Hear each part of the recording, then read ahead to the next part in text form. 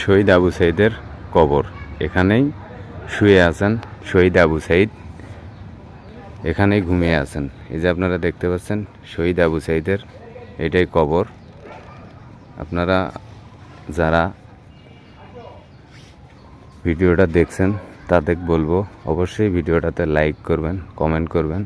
আসলে আবু সাইদ, যিনি আবু সাইদ এখানে শুয়ে আছেন, তার জন্য সবাই দোয়া করবেন।